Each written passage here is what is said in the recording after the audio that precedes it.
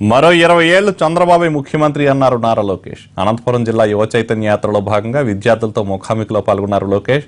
తనకు సీఎం పదవిపై ఆశ లేదని స్పష్టం చేశారు. ఏపీకి ప్రత్యేక హోదా వచ్చిన యువతకు ఉద్యోగాలు రావన్నారు లోకేష్.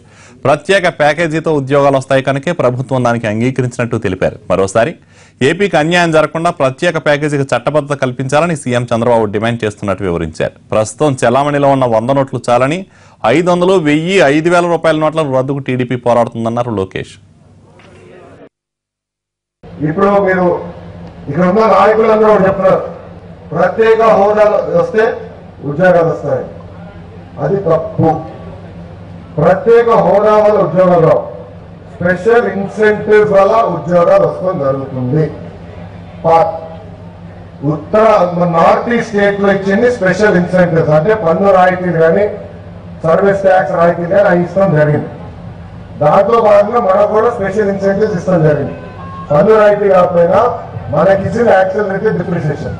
సో కంపెనీలకి ఈరోజు పెట్టుబడి పెట్టడానికి ఎక్కువ అవకాశం వస్తుంది. ఇప్పుడే మీరు చూసారు, నేను స్పీచ్ లో చెప్పాను, భారతదేశంలో ఏ రాష్ట్రానికి రాని విధంగా